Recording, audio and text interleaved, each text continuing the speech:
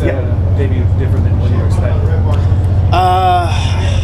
The debut was a lot crazier than what I expected. The day flew by. Every time I looked at my phone, like an hour and a half at least had passed, and that kind of made me more and more nervous. But now that it's all said and done, oh, it was so much fun. Did you have to fight an adrenaline dump at all? Maybe more mentally than anything. I let myself slip, get a little lazy at one point, and then I kind of just got myself out of that funk, and I said, just don't let that happen again, and get back to the game plan. How much was it of a difference was it getting to fight in Vegas as opposed to Abu Dhabi, where you were supposed to be making your debut?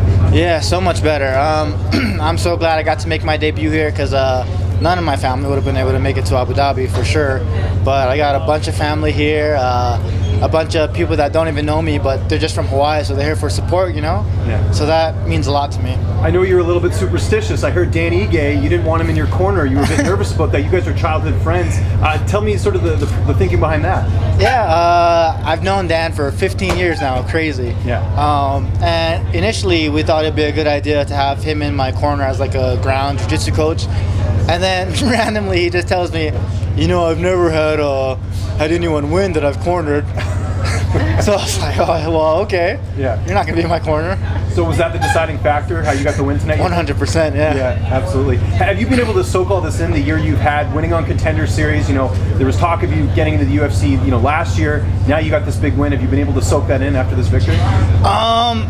Yeah, you know, I'm still enjoying that. The day's not over, and I feel like with everything I do for the rest of the day, I'm just going to be able to soak everything in, from the shower after this to the food to watching the rest of the fights here at UFC 245. Everything's going to feel just 10 times better. This shows a tremendous amount of fight IQ for a guy coming in here with 6 fights and to stay so composed. In other words, when you rocked him initially, how tough is that guy, man? Oh, super tough, man. I hit him, he dropped, and I thought I was landing some hard shots on him. But when I try and make eye contact, look at his eyes, like he didn't look like rocked or nothing. He looked fine. So he's tough. And at what point did you say, okay, I gotta slow it down and try not to blow my energy out? Yeah, kind of once he started fighting back a little more, getting more technical with his legs, just making sure he wasn't going to upkick me or anything. Did you get hit with anything that it didn't rock me, but it hit me with a good knee that made me like just remember to stay smart. Purely from an excitement perspective, that fight was pretty amazing. Back and forth. Is it perfect for you? Like, is that exactly how you wanted it? Yeah, as long as I come out the winner, I don't care how the fight goes, you know? Be as crazy as I can, old Western shootout, doesn't matter to me. You want that bonus?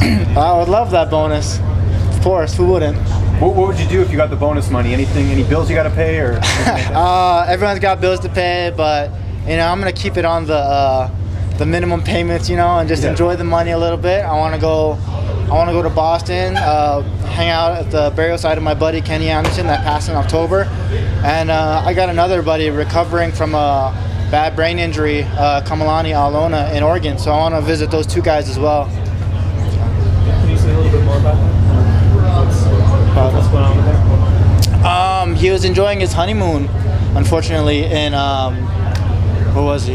Is either Paris or Italy? I'm not exactly sure, but suffered some sort of brain hemorrhage and was just in the ICU for a while. And they've medevaced him back home to Oregon, and I just want to go and spend some time with him while he's recovering. He's doing a lot better now, but I just want to be there for him. Did Max Holloway have any advice for you on what to expect? Did he tell you anything about what to do or what to say? He just said, be myself, and he kind of just told me like his first fight experience, and he didn't go too big into detail, but it was nice to have him say the things he said to me.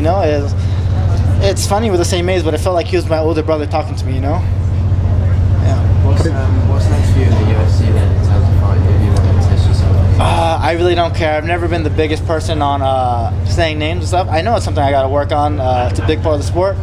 But I think that comes with confidence as well, so I just got to build that a little more. The thing is, I'm not afraid to fight anyone as well, so I'll go in and fight whoever's next.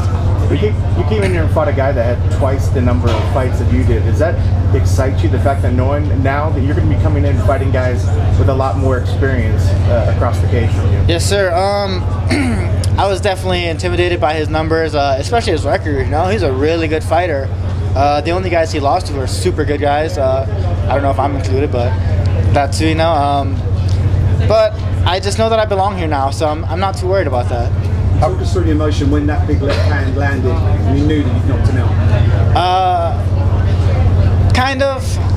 I kind of saw him falling, and then I might have hit him one more time. I'm not exactly sure. I have to watch it again. But yeah, I just knew it was over once I saw him fall. He wasn't getting up from that. And your teammate just won, Jessica Ai. How cool is that to have this fight week and your debut with her on the card as well? Yeah, it's amazing to see that she won as well. We have a scoreboard at Extreme Couture, and I'm always happy to put up one more point for the team for the wins and losses. But to know that there's 2 W's going up tonight, it feels really good. Have you spoken to Dan Ige yet since the victory? You're going to give him a call, I guess? No, I haven't even seen my phone. It's in the locker, but I've seen him on the way out. I saw him cheering for me after I won. I looked over the cage at him, and I can't wait to celebrate with him. Yeah, and it must mean a lot because you left Hawaii just like Dan did, and you're living in Vegas now, and you've really made a name for yourself. Is that what does it mean? Is the victory sweeter just knowing that you've made all these sacrifices and now they're paying off? Yeah, it's funny you say that. Backstage, like right before I left out, I was feeling real nervous, and I kind of just told myself, like, you didn't come all this way for nothing, you know? Yeah. And then I just walked out and did my thing.